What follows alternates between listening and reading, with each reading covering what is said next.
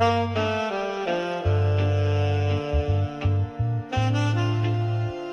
Hotspur have appointed Thomas Frank as their new head coach. And the consistency and the players know the patterns. But of course I'm aware that we need to be flexible sometimes. You look what Thomas Frank has done over the course of 7 highly successful years, you can understand why Tottenham would be interested. Welcome into the Tottenham Depot. I am your host, Andrew. You can follow me at Astedka. You can follow us at Tottenham Depot. This is episode 264, and it is the final episode of the year 2025 as we approach calendar year 2026, and we go into it on the backs of 3 points from Tottenham Hotspur, who go down to Selhurst Park and get a hard-fought 1-0 victory, and we're going to talk about that. And guess what else happens in January? It's transfer season. We're going to get into that as well, against my better judgment and against my kicking and screaming. We're going to do it alongside our friend Scott. He is at Scott G. Bird. Scott, what's up, my friend? Good win today. Let me know when it's time to talk transfers.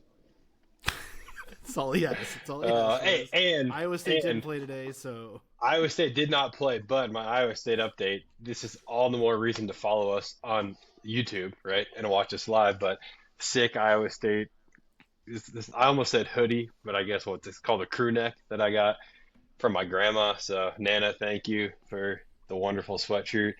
And Iowa State plays in 2 days. Things get back to normal. So shout out Nana. Todd is also with us. He is at TC_Kasho. Todd, what's up, my friend? Shout out Nana is always a good place to start the pod. So shout out Scott's Nana. Any day, brother, that you can win in a North London derby in a London derby is a good fucking day. The game was disgusting to watch, and we'll come on to that. The quotes from our manager came out in the middle of the week, made me want to push him down a flight of stairs. But we'll come on to that as well. Merry Christmas. Let's actually start there because I'm curious. We'll pull the curtain back here just a moment. Todd and I have been chatting for about the last hour, waiting for Scott to be able to join us today, and that's no offense to Scott. Scott gave us a time, and we were just early for it. And Todd was, not wanting to talk about Spurs because he had a lot on his mind and a lot he was holding back on. And then as Scott joined the call and we were getting ready to record, Todd was like, "Just push the button. Let's record." Todd's like, I've been holding Todd back at the Kentucky Derby here, and he's like ready for the gates to open. So I kind of just want to let you. I didn't even know there was something that the manager said last week that made you want to push him down a flight of stairs, but I'm curious as to what that is. I just want to give you the floor. Go right ahead. Every time that Thomas Frank opens his mouth, he shows me that he does not have the stomach for this job.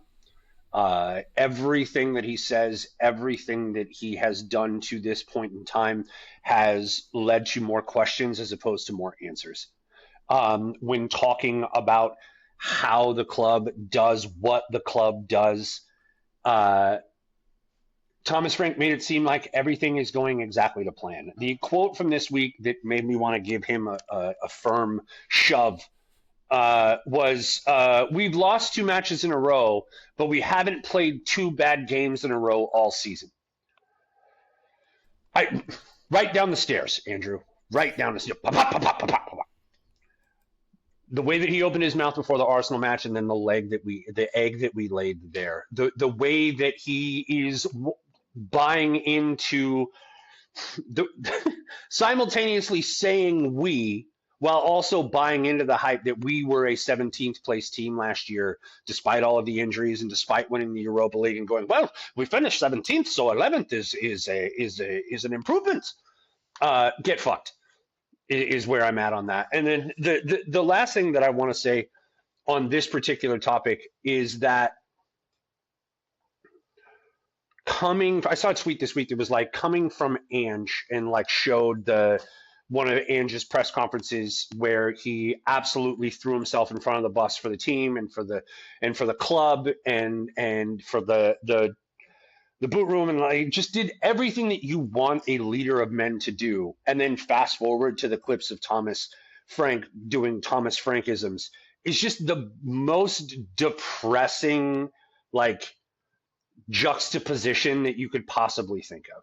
And I as someone who loves to love his club, there is nothing about what Thomas Frank is doing that makes me love Tottenham Hotspur right Tom, just to add to that, the direct quote from Thomas Frank that we're talking about here, he says, "I think we are in a transition phase because yes, we are a Champions League club, but are we a Champions League club? Question mark. We only qualified because we won the Europa League. We didn't qualify because we were one of 4 or 5 best clubs in the Premier League last season. We finished 17th." So he's saying what I've been saying for a long time, so I'm not going to get angry with him for that. But I don't think you should say that if you're the manager of Tottenham Hotspur. And now. I The think other thing is that he's welcoming a firestorm. dude, the year before we had a generational glut of injuries. We were fit. And If the Champions League, with all of the different things would have happened, we would have been a Champions League club under Ange, and we wouldn't even be in this conversation. But that's not where we are. And the thing is that I feel as though, Scotty, if you can't zoom out and see the big picture, then shut the fuck up if you're the manager of the club. Okay, I agree with the last part you said. I also think that we are on the back of just a very how do I even there's many layers to what we're talking about here because yes, we finished 5th place under Ange. We also secured half of our points in 9 matches and then absolutely fell off a cliff last year. Due to what? A combination of things. I think injury being one of them, but I also think that as we saw recently, Ange Postecoglou may not have the tactical chops at this level, right? It's not just under a Tottenham Hotspur microscope either. And granted, he put himself in a position to manage a team that had absolutely zero of the pieces required to play the way he wanted to play. That was a problem at Tottenham. So again, there's many, many layers to this. But Thomas Frank. He also came out and said he threw the league last year in order for us to win the Europa League. So I agree. I mean, it's kind of an important 100%. distinction to make there. It is. And I'm not going to say here and say that Ange Postecoglou is the reason we finished 17th. I think, again, there's many layers. We talked about squad building as a key aspect to the way that we perform right now, right?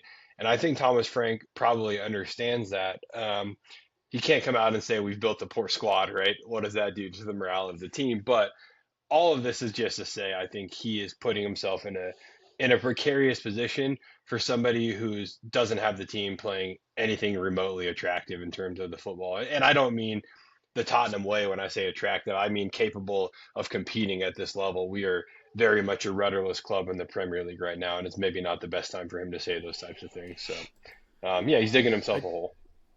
I do really like that the team won 1-0 today, and we've spent the first 7 minutes of the podcast talking about the bad stuff. But I do think there's a point to be made here, and I'm going to agree with both of you because the whole argument about 17th place last season is a bit of a farce. I mean, we know what was going on there. We know that the better players were being protected in the league to make sure that they were available for the Europa League games. The injury ravaged team was just that for another season on the bounce. 17th is a little bit of a mirage. Now, that's not to say we were good, and it's not to say we deserved any more than 17th, but it's a little bit of a mirage, and I get that.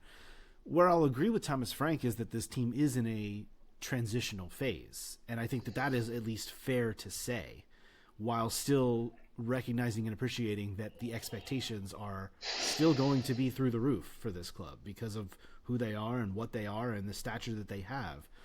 But it's not unfair to say that they're in a transitional phase. Look at everything not only that has happened on the pitch and still needs to happen, but outside of that. Like, everything is moving and shaking right now. And we're going to get into more of that, talking about, what the hell's going on with Fabio Paratici here in a little bit too. But he's not wrong to say it's a transitional time for this club. And I think that's what makes it so difficult to watch them right now, is because they're not in any kind of a finished form. They're not where anyone would want them to be. I think that a lot of that is down to what the manager has or has not done thus far in his tenure. And I think a lot of that is also having to do with the players that he has available to him and the players that are out there right now. And I think that when you marry those two things together, you get what has just been a really, really weird end to the calendar year for this club. Well, you're 100% correct. I wouldn't disagree with that at all. I find myself, as many other Spurs fans have been doing over the course of the last month, going back to look at highlights from May, just remembering the fact that despite it feeling worlds away, we are the reigning Europa League champions. And I don't think that we capitalized on that momentum in a way that we could have. And I think that Paratici leaving, I think that Thomas Frank floundering, I think that Brennan Johnson being talked about as the moving piece just goes to show that we kind of caught lightning in a bottle last year under this project. And if it weren't for someone like Ange leading the way, I don't like. If we had Thomas Frank as our manager last year, would we get 17th in the league? Absolutely not. But we wouldn't have won the Europa League. And I'll stand. I agree with that. I agree with that. I don't think anyone gets us over the hump other than Ange when it comes to that competition last year. And I'll never forget what he did for this club in that regard. And I also agree with you. Thomas Frank would have had us finishing probably like 10th through 14th 11th? or something, right? Yeah, exactly. Which is about where we think he would be. And if we want to transition to the game, we can. But the last thing I'll say about Thomas Frank is we've said it before on the show. It's becoming so evident to me that he is a master tactician who is going to be, again, I'll use the word a master. He'll be a master at keeping a team like Brentford in the Premier League, right?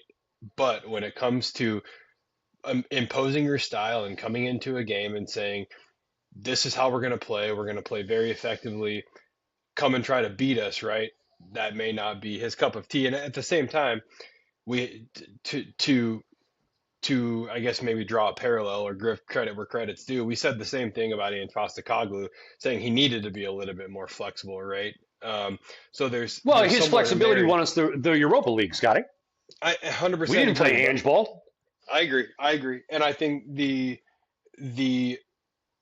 that we have to recognize that for sure. I also think when it comes to the league, right, there was a lot of talk about that flexibility, but I also think at the same time, when we're talking about playing an oppressive style, coming in and imposing on another team, you also have to recognize the way that you need to impose based on the personnel that you have, and that kind of bleeds into all of this conversation from Ange into Thomas Frank, right? So Thomas Frank, my point is Thomas Frank is always going to recognize what he has available to him and set his team up in the best manner to maybe get something out of a game, right? But we're talking not losing and maybe winning as opposed to coming in and imposing your style of football, right? Which is where I think Thomas Frank is probably catching right hooks right now, is that he's playing to not lose and maybe win, and I don't think that's going to fly at Spurs. So.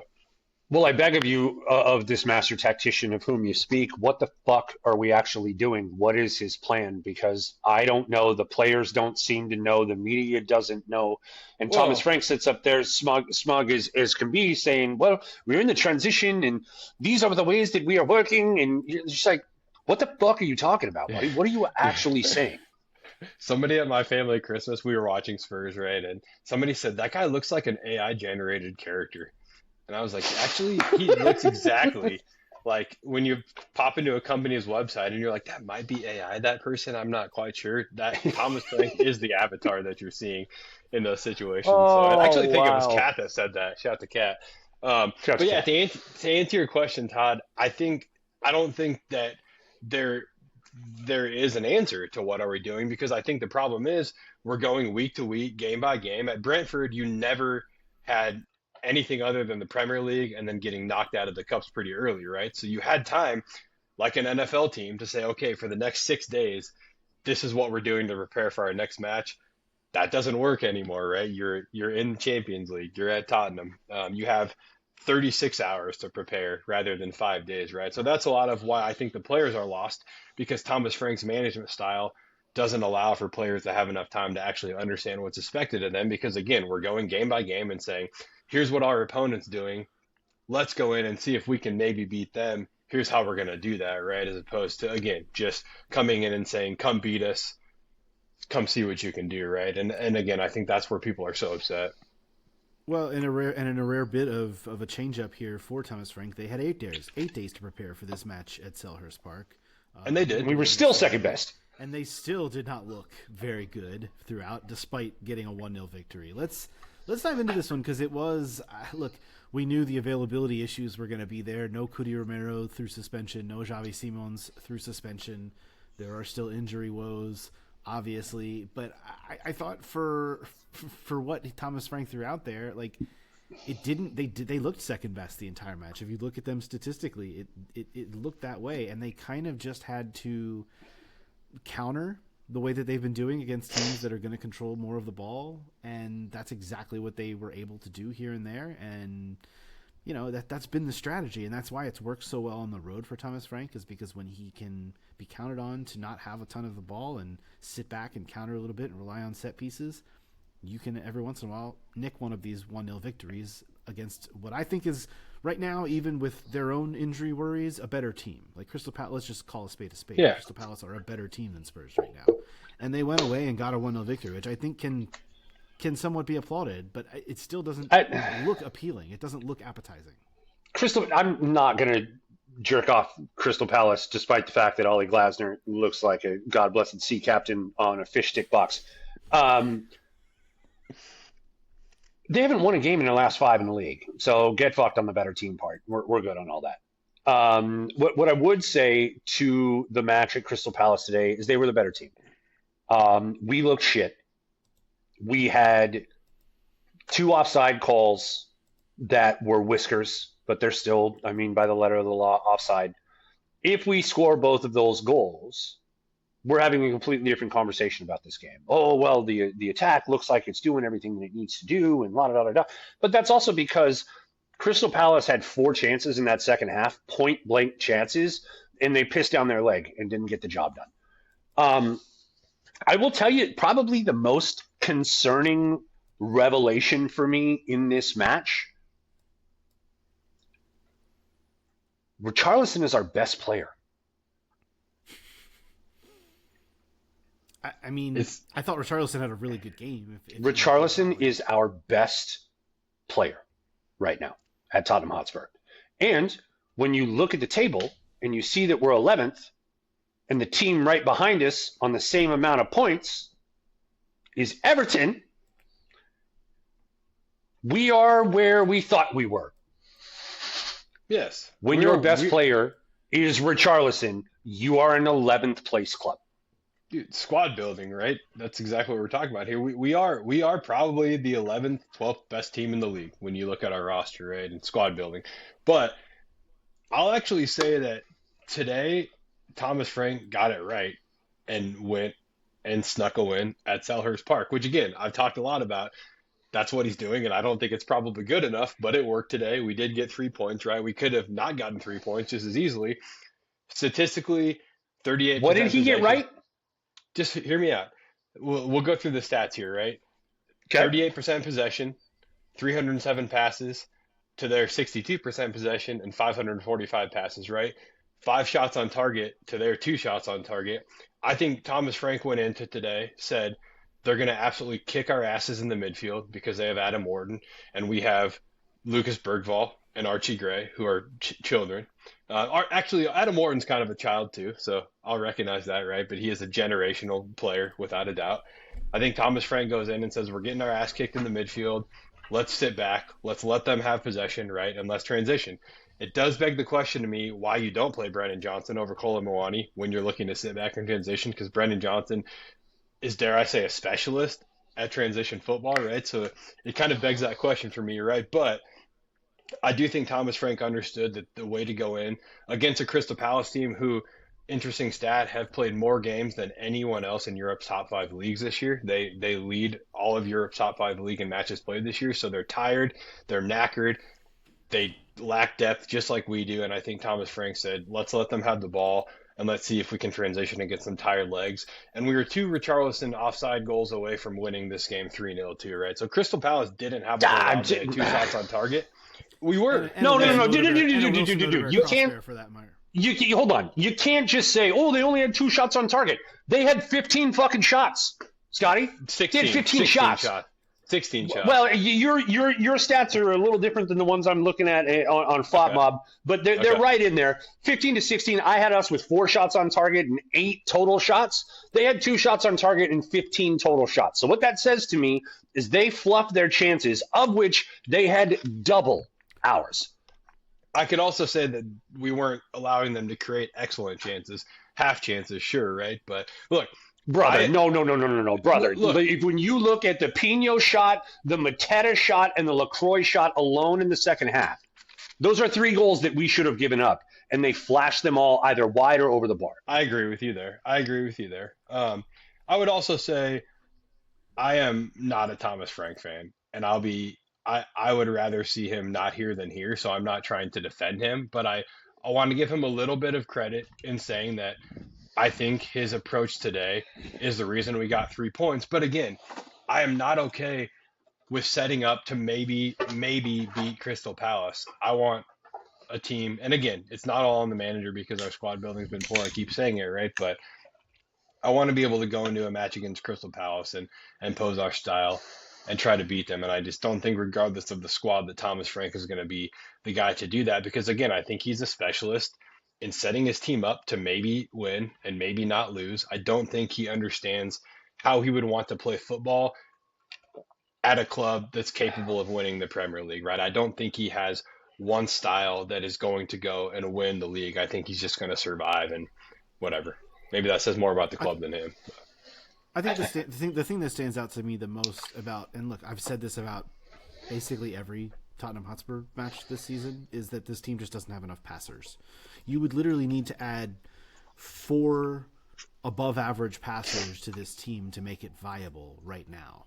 And that's a problem. Like that is a squad building issue. There is not enough passing in this team, especially when you remove Cudi Romero from the starting lineup, which God no. I mean, we saw he was charged by the FA last week. I don't really know what that means. Going forward, does that mean he's going to miss another match because he's going to face some kind of a further suspension? Is it going to be a hefty fine? I don't know anymore. You don't know when Romero is going to be around, and when he's your best passer. 1, he's a center back, not great.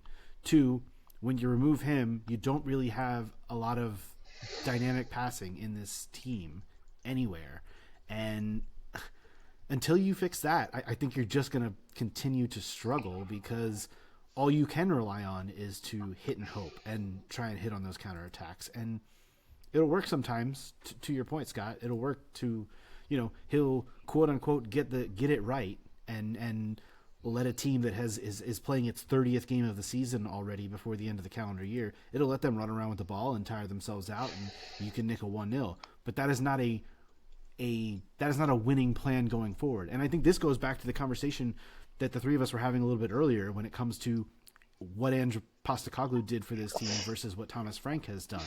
And with Ange Postecoglou, that mindset of you can win this game and worry about the next, that works in going to win a Europa League, and it worked very, very well.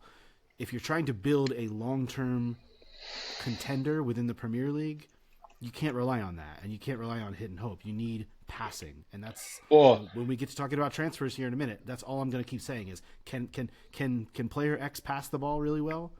Bring him in. Can player Y pass the ball? Is he a talented passer? Bring him in. That's all I want is passing in this team right now. Speaking of passing, it's also tactical though. If I look at, I have it pulled up here on StatMuse. These are most passes per 90, not progressive passes, but just passes in general per 90 minutes. Mickey Van de Ven with 50.48, Kevin Danzo with 49. This is over the season, 49.54. Romero with 48.22. Again, passes per 90. Destiny Udogie with 39.01. Rodrigo Bentaker 38.75. Pedro Porro 35.70. João Paulinho to 35. These are all either defenders or defensive midfielders. Now but here's the catch. What I was going to say. Here's the catch though. We don't possess the ball. If we possessed the ball at 60 to 65% and those guys led the team in passing, I would say that makes a lot of sense. We're moving the ball around the box because we possess it. We're fucking pinned back all the time, and these guys lead the team in passing, right? That tells me that we can't progress the ball. That's been an issue at this team for 3 seasons, right? And so what you're saying, yes. But wait a second, Scott. Why can't we pass the ball? Because we don't have guys who can pass the ball. That's the problem. 100%. But it's also the only tactical. guys who we have though, that can pass the ball are defenders. When you get the ball to the attacking midfielders and the attacking players, none of them can pass the ball. 100%, and I think that's very much tactical as well. Like, especially considering that again. I think it's like, talent too, though. It's a talent issue as well. It's also it's the profile of player. Mohamed Kudus will run at people all day long. He's incredible at retaining possession. His final product is woeful. Mm-hmm. Although, Agreed. shout to that guy for a really nice pass on the second Richarlison offside today. But in general, woeful. When you look at the other side, who's playing left wing for us? And how's that going? No one. And Well, we've talked at length. Wilson Odegaard looked pretty damn good when he came on. Wilson Odegaard looks great in cameo roles. When you try to start Wilson Odegaard, he gets worn down over the 90. Yeah. Okay, and I don't know if that's youth or size or strength or a combination of all three. Kolomouani is not a good football player. Everybody keeps trying to sell him to me, and I keep telling you, no, hard pass. And this is another example of that today. There were flashes of fine, but nothing brilliant. Richarlison is TC, that's where I was going to go. I'm actually curious. If you could get rid of either Kolomouani or Richarlison in January, which would it be? Kolomouani, get fucked. I want no part of you. Bye-bye. Same. That's easy. Yeah, I'm not paying. I'm not paying any sort of release clause. You offer me nothing. Go to France. That's so interesting to me. I'm surprised we haven't seen more of Matisse Tell either. Like I'm not. You're not surprised by that. No, because he's not a 9, but that is his favorite position, and he's not a 7, and so he gets himself stuck in a no man's land. He oftentimes clogs the space with Jed Spence on that left-hand side. Their overlap play is not effective, and when you ask him to produce with his left foot from the left wing, he cannot do it. So everybody knows he's going to try to cut into the right, so they just shade him to the middle of the field, and he recycles play. Until he gains a left foot, or more likely, grows into his frame and can actually play a 9 in this league, he's surplus to requirements and we should sell him. I don't want to say that because he should do amazing things. Like as far as his ability in front of goal when he gets chances to take, he has the ability to be solid. He just hasn't shown it. I don't know if the league's too fast, Andrew. I don't know if it's too physical for him, but it's just he's not yet found his footing in this league. Yeah, I think I probably stopped because I'm starting to irritate myself. But the way that we build our squad, right? We identify a kid who's 19 years old and he's in Germany and he has potential, right? We don't understand that his what Todd says about his lack of a true position, right, very much factors in here. His size, his lack of left foot, like that's not going to transition very well to the Premier League. I completely agree with you. And I think what's probably going to happen with Matthijs Tell is he's going to have a really good career, not in England. I think he'll go back to Germany or he'll end up in Italy, and I think he'll be a very good player in one of those leagues, right? But I don't think it's here. So again, probably poor doing on Tottenham Hotspur's part to even bring him here, and you can factor in the Kane of it all and just kind of a miss, but we're used to those at Spurs. So. Let's talk about a guy who's not going to Germany or Italy anytime soon. At least I don't think he is. Archie Gray got his first senior goal after 112 appearances for Spurs.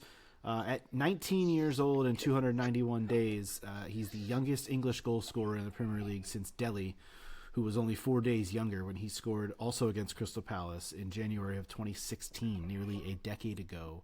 That one was a little more memorable than Archie Gray's, but well, Archie Gray's comes in a big spot, and it was just a little flick on with the head, but it was necessary and needed in that spot. I really like that Archie Gray has gotten this run of games under him, and whether he's playing alongside Bentancur or Paulinho, we've seen it both, and I think it can work in those ways.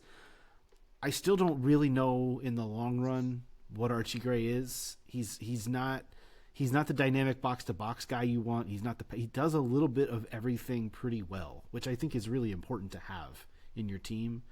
But he doesn't stand out to me yet in any way. And again, he's 19. I'm not sitting here declaring anything about the longevity or long-term prospects of his career, but I do appreciate that we're at least not seeing the Bentancur Palhinha thing just run itself into the ground, and that he's at least getting into matches now, and nice that he's able to contribute on the score sheet as well. Love Archie Gray. Very, very happy for him. And I think he's one of our young players who will have a very, very good career in England, right? He is well suited to the Premier League. He is somebody who, we've talked about it before. His manager at Leeds came out and said that guy can play anywhere on the field, put him at the 9, give him a month, he'll figure it out, right? He's a pure footballer, and kind of a lame Thomas Frank inspired goal, but super happy that he was the one that was able to put it in the back of the net. So a lame Thomas Frank inspired goal. That is, put it on my tombstone. A couple more notes from this match, you guys. Kota Takai made his first squad, first time he's appeared on the team sheet.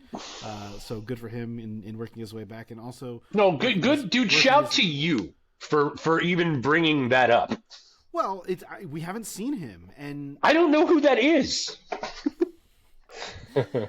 Well, you know who Radu Dragic is. He also made his first appearance since January, coming off of the bench late in the match, of course, coming back from the ACL. So who knows where he'll end up in January either. Who knows if he is going to stick around. But we won't sell him until the summer. Probably not, but that's probably just because they need the bodies at this point. Yeah, 100%. And unless they can bring someone in, I don't see him going anywhere. So the last thing I wanted to mention from this match was, once again, and look, it's Selhurst Park. It's not a far trip, but the away crowd today, once again, just standing out. I mean, loud. And I cannot recall the last time I heard Can't Smile Without You being sung by the fans that loudly in an away end. It's been a while, and it was multiple times. I mean, it wasn't just... It hit really hard. It didn't just pop once. It was multiple times, and I'm like, oh, damn. Like, the fans... And I don't know if this is a holiday break type of situation where I don't know what was going on, but... Well, for as treacherous as it's been over the last few months, it was nice to hear, and I appreciated it from afar. Selhurst Park is still one of the greatest venues in London to see Premier League football. And you're right on top of the pitch, and you can't stuff the away fans in a tiny little corner 70 rows up at this stadium. And we heard us. It hit really hard because Can't Smile Without You it's such a Tottenham song, in the sense that, like, it just embodies the bittersweet love that we have for this football club. So I don't know if it was a tongue-in-cheek kind of nod to how shitty we've been or how much everybody hates Thomas Frank, or if it was just, we had a really good day out and we went up a goal and we're going to ride that shit out. Like, I don't know what it was, but it was refreshing. In a time when there's not a lot of positives to point out at Spurs, especially when it comes to the way that the fans have been interacting with this shit show of a football club right now, it was refreshing to hear the away end sound off the way that they did. Scotty, you've been to Selhurst Park, haven't you? I've not. No. Oh, I thought you had. No. I would love to say that I had gotten the chance, and I'm sure I will at some point, but no, I've not been to Selhurst. It was a great atmosphere, and like I said, I don't know if it's a holiday thing or what's going on, but I just thought that was really cool to hear, and it was cool to be the dominant sound in a venue like that and go in and take the lead. And look, we're all kind of there's this tension right now. It feels things feel very precarious at the moment, so that was just a nice balm for everything. I enjoyed it very much. A couple of notes just before we talk full-on transfer stuff, and these things are related. Doncaster Rovers did announce this past week that they are terminating the loan of Demal Ajayi. The 20-year-old winger was just not getting minutes for them, so they're actually doing this with a couple of different players they have on loan. They're just kind of saying they're in a battle right now to stay in League One. They are in the relegation zone, and they're just kind of going with what they have. So he's likely to return to Spurs and go back out on a loan. That's probably what's going to happen there. So we'll keep an eye on that. The other thing is, and we mentioned it earlier, all the rumors circulating surrounding Fabio Paratici right now. He appears to be on his way to Fiorentina, who sit at the very bottom of Serie A. He's going to try and save them, I guess, in some sense. But he was also, caught on camera sitting next to Vinay Venkatesham at Selhurst Park during this match, and I don't know, was that like the going away game? I'm not sure what's going on. The club hasn't said anything. Apparently, there's still not been a formal approach made by Fiorentina as of we're recording this on Sunday afternoon. So I don't really know what to make of it. I say all of this to set up the next time we talk. It will be January. The window will be open. We may or may not be losing one of our co-sporting directors to an Italian club. I don't really know that any of us are crying about that, but I also just know that all of this change and movement this close to a January window that I think the Lewis family wants to spend some during, and I think Spurs want to make some moves during, it all seems a little bit precarious. So I kick off the transfer, and Scott's favorite segment of the year, the transfer portion of the conversation, to say, I don't really know what's going on, but I'm petrified. I'm scared. I will start by saying if we have to lose either one of Fabio Paratici or what's the other guy's name, because it's escaping me. Johan Lange. Johan Lange, whatever it is. I would much rather see Johan Lange leave than Fabio Paratici, just based on what we've seen over the past 5 years, right? So I'm really hoping that rumor kind of dies off and he ends up staying. I also can't fault him for looking at Spurs as a very unattractive destination right now for players, right? Looking at the fact that he's basically holding one side of the rope with someone else, right?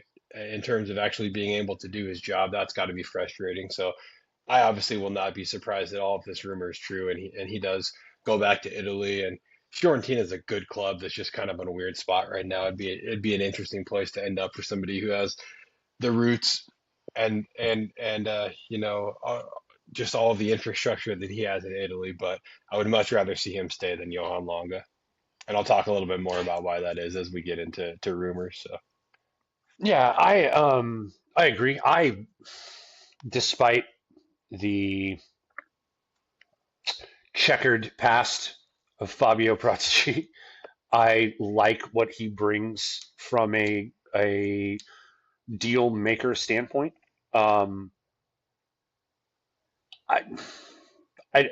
It's hard for me to speak on Johan effectively because he moves in the shadows and you don't really know what the fuck that guy's doing. And that's by design. That's how he operates. It's how he's always operated. I don't know if that's a good thing or bad thing though when you're in a Big Six club. I don't know. But the other thing that I would say is that it's not surprising to me that Paratici would want to move on. The reports that I've seen over the course of the last week are he's fallen out with Frank multiple times. He's fallen out with Longo multiple times. He's not really the best friends with Vinay. He doesn't necessarily look at the direction that we're going as, a positive one. And plus, Longa and Thomas Frank have been friends for 2 decades. So that's not surprising that Fabio would make way. But also, this is all just so strange because 2 months ago they were sitting in a video together talking about how excited they are to be working together. Like, all of this is just strange to me. Like, yeah, well, first of all, with Fabio Paratici, also, I think it's worth noting. I know he has the checkered past that Todd mentions, and there's a lot of just unrest about the way that people feel about him. His ban was due to his role, quote unquote, in artificially inflating transfer values to balance the books at Juventus. I will say that Juventus has had its issues, but at the same time, the FGIC for the last 15 years has been going after Juventus for any and everything possible, right? Going all the way back to Calciopoli. So I look at This feels like Juve Dave propaganda right now. it could be, right? But as much as it could be considered propaganda, I fully agree with Juve Dave here. And I would say that what Fabio Paratici did is pretty minimal, and I'm not going to hold it against him to be completely honest. So, but lost my train of thought. What I was going to get into with the Fabio Paratici of it all.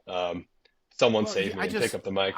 I'm just confused because 2 months ago, like I said, not 2 years ago, 2 months ago, they were sitting on a couch talking about how like all these this new chapter of Spurs is going to be run by these two guys, the football side of the house. And I sat there going, that's weird. They're not just going to pick one of them. Like they're going to make it both of them. And then 2 months later, nope, one guy's now leaving. Like it's all just, it all feels a mess. And that's why it literally is. It's the, I don't know what's happening and I'm scared meme. Like that's where I am with Spurs entering January.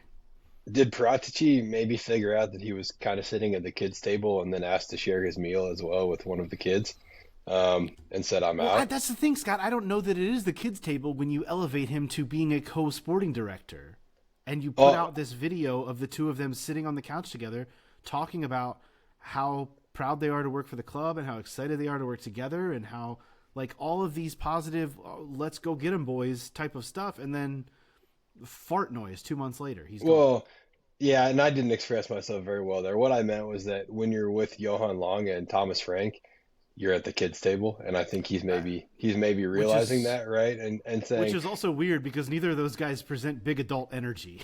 Like, no, not at all. No, they don't. And they identify only children as incoming target options. So, yeah, I think Fabio Paratici just like, yeah, I don't think that I need to be part of this situation. And best of luck to you, Tottenham. I'll go back to Italy. So, well, let's do this. Let's keep it. Look, guys, I'm not going to give you names. We know this. Any longtime listeners of the Depot will know this. I told you all what I want in January for this team, and that's passing. I want passing ability. Give me some fucking passers in this midfield, and even in the attacking third, so that we can actually have some semblance of a squad here. Give me names and what positions are we most in need of? Who would you most like to see come in? I want to have a whole conversation about who I want to see go. I mean, we talked about the Brennan Johnson of it all. That conversation is still very weird to me. And all the rumors about him going to Palace, I don't know what to make of that. But I think that this club has a lot of work to do in January, and I'm curious as to see, how it's going to play out and how you guys think it's going to play out. Scotty, go ahead. there's a lot that needs to happen. I think we can have a Brendan Johnson conversation at some point, right? But I think this club desperately needs a left wing option. I think we all know that's quite obvious, right? I think the rumor that came out that Antoine Semenyo said, yeah, no, thank you, makes a lot of sense, and I don't think was surprising to anyone. I know that we have said that as a club, our ambition is to bring in Premier League proven players who are in their prime, right? And I think Mohamed Kudus is about as short and long as that list gets for the club right now. At this point in time, I don't think there's enough pull for those types of players outside of Mo Kudus, right? And we won't do it now, but could talk about why that is. We missing out on Morgan Gibbs-White was really harmful, and missing out on Eberechi Chieze was really harmful.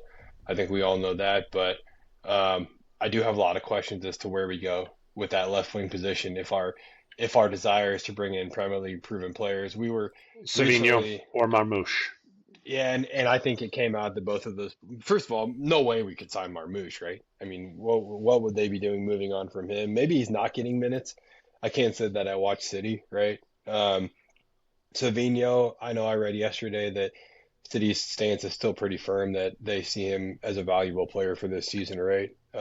We were linked to this guy yesterday, and it looks to have some serious legs. Jan Diamande, who plays for Red Bull Leipzig, he has 11 goal contributions in 16 matches. He is, God damn it. drum Premier League roll, proven.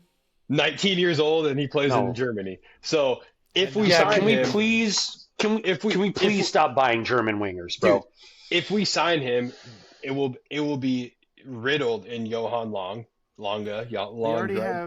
We already know that.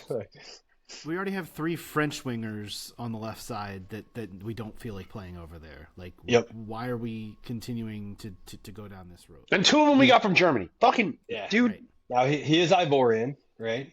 So he is not French in terms of citizenship, right? But he plays in Germany. He will struggle without a doubt in the Premier League. And again, buying a 19-year-old winger from Germany would be a very Johan Lange centric decision, right? So I think that one will end up by the end of the season. We'll say, yeah, this guy might not be cut out for the Premier League on this podcast. But that's really the depth of the left wing rumors that I have seen. You might as well just go by Ademola Lookman. Is that your number one spot then? Is left wing? Oh, Because without a doubt. it's not for me either, Todd. And Go ahead, buddy. Because I'm sitting here thinking left wing. Okay, you have Colomwani, you have Tell, you have Odebear, you have Brennan Johnson if you really need it, at least for now. You have Richarlison if you really need it once Solanke comes back. Like, there are myriad options to play over there. None of them great, none of them outstanding. But what are you doing with all those players if you bring in a Premier League proven left winger? Are you going to be able to sell them all? Because as you know, I'm always concerned about getting players out as much as I am in, and that's where I really want to have a conversation. But for me, that's not the spot. The spot for me is a fullback. I think we need another fullback, preferably a left-footed fullback, because I can't trust Destiny Udogie to stay healthy any longer. Pedro Porro's form dips dramatically when he's not rotated properly. And I love Jed Spence, but Jed Spence is kind of the same story as Pedro Porro. His form, He looked a little knackered today too. His form is going to dip dramatically when you overplay him. And right now we have 2 healthy senior fullbacks on this team. And no, I'm not including Ben Davis in that conversation. I'm just not going to do it. And no, I'm also not going to include Mickey Van de Ven in that conversation, because he is our left starting center back, not a left fullback. So I think you need a left-footed fullback more than you need air to breathe right now. I really appreciate that. I think that there's a lot of value in that. Unfortunately, there's not a lot of value at the left fullback position in January. Nope. So I don't necessarily think that the reinforcements are coming. I'm going to take a different approach on this one. Probably unpopular after a clean sheet, but You're not going to say what you're going to say. I sure the fuck am. We need a better goalkeeper. We need a better goalkeeper. Ter Stegen wants to come. We're heavily linked to Ter Stegen as of 2 hours I'm ago. saying he wants to come. He's available. We put Kinski out on loan. We drop Vicario to the deuce, and we have Ter Stegen in goal. And I'm Vicario said he 100% wanted on out, board. dude. After he got booed When by did the he fans, say that shit? He literally after that match where he got booed by the fans because he went off the pitch on the left-hand side of the pitch, he came out and said what he said was that he misses Italy and he wouldn't mind being back there, right? That sounds like some Italia Gazzazo fucking propaganda that you heard third hand through Juve Dave's uncle. Get out of here with that shit. Juve Dave's uncle's son. You got it. No, dude, and really what this boiled down to was, from my perspective, is that when you look at it statistically, is that we lead the league in 2 categories. The first category is yellow cards, well, cards in general, which we'll come on to. The second category is mistakes leading to goals from a goalkeeper. Mm-hmm. So when you're playing a system where you work hard not to lose and hope to win, your goalkeeper can't be, and you're playing out of the back all the time, your goalkeeper can't be the number one liability. Yeah, I mean, we saw it again today during a goal kick, Vicario and Van de Ven exchanging words about whatever they were exchanging words about. Vicario being shitty. There's definitely a weird disconnect right now with the goalkeeper. I totally agree. And look, everyone knows I'm not the goalkeeper. How much of a Vicario fan you are? So I just don't think that's a road that they're going to go down in January. So the other one that I think in January really matters, Andrew, is midfield Yeah. and a Which is midfielder also that a can weird pass. one, which is also a weird one because there are so many damn midfielders in this team, but But they're all the same options. position. Yeah, we don't. They're like all the the same options. position. We don't Yeah. like the options. No, and not in this system, right? If you're playing a system where you have inverted fullbacks coming into the midfield, and it allows players like Bergwall and Bentancur to push up, and then you can have a straight six, that can carry the ball. That's fine, but you don't have that, and you're looking for more production out of your midfielders, and you don't have that either. We consistently get overrun in the midfielders. They're in the midfield and can't break lines other than passing wide from the midfield position. Like the amount of balls that don't go through our midfield to forward players rushing in on goal is really concerning for a Premier League side. Been that way for a long time. Our chances come from balls down the flank. We are linked to Adam Wharton today from Team Talk right now. Does that happen? Very unlikely, right? I think that he will have much stronger suitors than Tottenham Hotspur. I mean, that guy is the real deal. But I also think, Todd, to what you just discussed, we don't even have a system, right? And I think that probably factors into the transfer window as well, right? I don't know that we could even pinpoint the way that we even remotely want to play football on any given day, right? And I'm not sure where that leaves you in terms of the type of midfield profile that you're looking to bring in. What about Leon Goretzka? We couldn't escape this conversation without this name. And the reason why is because we apparently only really believe that Bayern Munich has players for us to purchase from. He's not getting minutes there. He's not getting minutes there. He would waltz into our team. I don't know. Because he can pass the fucking ball, Andrew. He can pass the ball better than any of the other players that we mentioned. Yeah. Yeah. Is he the same player that he was in 2019? No. But come on. I look at this situation and go, is that really the best we got? Is that's really the best that we offer as a 30-year-old German guy that was taking minutes from Paulinho to begin with and now can't even get on the pitch for Bayern? I don't know. It is a very sad state. I don't love it. And honestly, you bring up Adam Morton, Scott. I think that's a conversation that does kind of kick off the outgoings because I know Brennan Johnson has been heavily linked to Palace. I think there are myriad other names that could be on the chopping block this January. We all know Ibasuma is one of them. I think there's another midfielder or two that could, I would not be opposed to chopping at this point. Who? Obviously, they need to bring other names in. Well, I think you need to start to make a decision. Look, the Pap Sarr conversation is very strange to me, and I am not anti-Pap Sarr. I don't want him gone. But and I know he's at AFCON right now and is going to be gone probably for another handful of weeks. I think it's very strange how little he's played this season. And I know he's not playing a ton at AFCON either. I don't know if there's some kind of injury there, if there is some kind of something else going on. I don't know what the story is, but I think you need to start to decide on players like him. I think Archie Gray, Lucas Bergvall, Pap Sarr, like all of these names are guys that you don't need to make a full decision on right now, but you need to start thinking about what you want your midfield to look like because none of these guys offer you what you really need right now, and that is that great passing ability. So you can only keep a handful of the guys that can't do the thing you need around long term.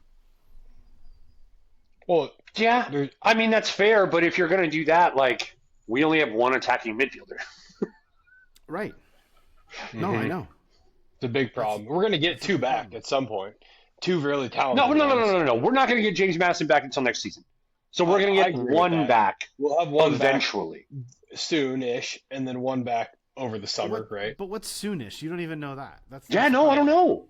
He's on the same timeline as Solanke, which is, I don't fucking know. And he's coming back and they're both coming back from major injuries. Serious injuries. Required surgeries. Like, you don't know. By the way, dude, I just this week saw, and who we're talking about for those listening at home not clued in is Kulusevski. And I went back and, speaking of Juve, watched Kulusevski's Coppa Italia match that they won where he and Bentancur and Weston McKennie got a trophy. Man had an assist and a sexy left-footed goal in that match, wearing number 44 on his back. And I miss him something ridiculous, and I cannot wait to see him back on the pitch. I hope. The reason why I'm so confident in him coming back is because the things that he does well are body positioning and vision related, as opposed to herky-jerky quick movement related stuff.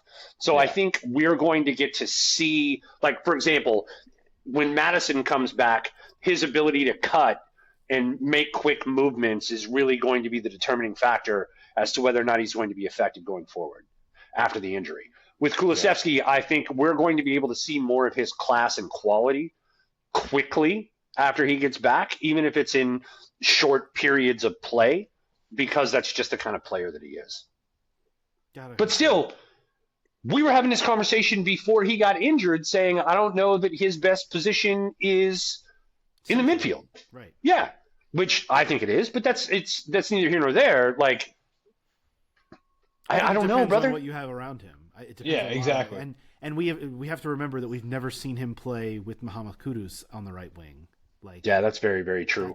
That's something that I'm kind of interested in. One last name to throw out there from a center back depth standpoint is Giglia, I think, Mario Giglia, Lazio. He's a young center back doing big things in Italy. He can come hang out. Young. I don't like that word right now. Everybody's young. I think going back to the midfield for a second, I do agree that we need to invest in the midfield. I think if I look at our team right now, if you're looking for a six, you're looking for somebody who's a ball winner and can break lines with their passing. I think João Paulinho has one of those two things, right? And I think Rodrigo Bentancur has maybe a half to one of those things, right? At best. If you look at the A position, you're really looking for somebody who's willing to receive the ball in tight spaces, but also possess that ball in the tight space. I think we have guys who are open to receiving the ball in tight spaces, really struggle to progress the ball in tight spaces, right? Lucas Bergvall can kind of halfway, maybe-ish kind of do that, right? Popstar can cover a lot of ground, but he's not one to receive the ball in tight spaces and possess that ball, right? And then if we look at the 10 position, I think we all know it's required of the 10, and I think we all know that we have two of them, right? So my point here is I don't think we have anything remotely close to the type of 8 required. I think Kulusevski is your best 8, which is maybe like a semi-hot take, right? But I think Kulusevski walks into the 8 position if he's interested in playing there, right? Beyond that, we have work to do, and that's down to squad building, right? So I think, like I said earlier, we have to figure out what we want to do from a tactical standpoint on a consistent basis before we can make decisions there. But I don't think Popsar is the long-term guy. He hasn't played a minute at AFCON, right? I've been watching AFCON. I haven't looked away from the screen, right, for the entire tournament. He's not playing down there. He's not playing for Spurs. I think the one thing he's done really well for us is press high and allow us to not need to progress the ball, right? We're just winning the ball in like high transitions, right, is what Popsar does well for us. But I think that's kind of it. So yeah, we have a lot of work to do. Left wing position, midfield, fullback. As you both said, we're linked to 0 fullbacks, which tells us everything that we need to know, right? There are some interesting outgoing points here that I'd like to touch on too. Luka Vuskovic, there's rumors that he could return from his loan, and he said, no, I want to stay here. He actually came out and said that he'd like to stay for 26, 27 as well, that he's very happy at Hamburg, and if they could come up with some deal for him to stay for a second season, he would really like that. It there. Let him run. Yeah, I agree. It also kind of begs the question, like, does he want to return that badly? And I wouldn't blame him if he didn't, but it's probably more of a developmental thing, and he's happy. I think his brother plays there as well, if I'm not mistaken. So makes a lot of sense for him. But yeah, that's a little bit concerning that he's not dying to come back to Spurs. So I think he'd get a lot of minutes. Yeah, and I disagree that he would get a lot of minutes. That's especially when you've got Dragusin and Takai and like all these other players, Danzo, and like the biggest thing is if I'm Luka Vuskovic, that guy starts week in, week out in one of the top 5 leagues in the world. And if he were to come back to Spurs, he'd easily cut his minutes in half. Easily. Oh, you're right. And he's not the most important thing that I will say about this is you're absolutely right, Scotty. The decision is 100% developmental. If he were ready to play in this league, he'd be chomping at the bit to come back to Tottenham. He knows, his handlers know, his agent knows, Tottenham knows. He's not ready yet. He needs more seasoning. So you keep him in Germany, you give him another year there, then you bring him back. That's about the time that Cootie's going to be looking at Real Madrid and Bob's your uncle. Any more outgoings you want to talk about, Scotty? The other one that's interesting is today Radu Dragusin is linked to Roma, Napoli, and Inter Milan. I think a move to Italy isn't super far-fetched for Radu Dragusin at this point in time, which kind of makes me think a little bit more about Luka Vuskovic. But I could concede to you, Todd. I think you're right. I think that's more about bringing in a new center back than yeah. And we don't know about Vuskovic run. Yeah, I agree. I agree with you both. I also have said a lot about my desire to not depend on teenagers, right? Granted, he's a world-class teenager, but yeah, Radu Dragusin on his way out potentially is interesting, but not surprising by any means. So we'll see what happens. It's going to be interesting. I'm, again, terrified and not really looking forward to the tension of this January, but it's coming whether we like it or not. The weird thing about this coming week for Spurs is that they do play a match on New Year's Day. They play away to Brentford on New Year's Day on Thursday. Then they return home on Sunday and face Sunderland. If you remember, and I did a little rant on this before we started recording, so I'm going to do it now. We just played Brentford like 3.5 weeks ago in our reverse fixture, and now we're playing them again before we've even played Sunderland for a first time. I just think that's really weird scheduling by the Premier League, and I don't know, it unnerves me for some reason that we're not doing a full round robin before we start playing teams for a second time. Just find it strange. Just thought I would throw it out there. I don't like it. It bothers me, but it is. We are back to two match weeks here, pretty much going forward. FA Cup's coming up. We're gonna have Champions League returning here in a few weeks. This was like our last full 1 week match game or 1 match week. You guys know what I'm trying to say. one match in 1 week for a while. So we're gonna have a lot of games to talk about here in the coming weeks, and then hopefully the transfers as well. It's a lot. It's a lot to handle. But anything else? Any other shots you guys needed to get up on the transfers before we get out of here for the week? Just sign players, right? Yep. I mean, just do your business early. Don't be fucking Tottenham Hotspur. Well, to be fair, we have seen them do a little bit of business early in the last window, which is nice. And yeah, that's a really good point too. You'd like to have players available for all of these games in January, not wait until February for it to happen. That's a good point. I lied to you. I have one more. You got to send out Dane Scarlett. Probably a good shout. Although, where's he going to go and get time? I'd send him in the Premier League. I'd say, hey, if you can play here, play here.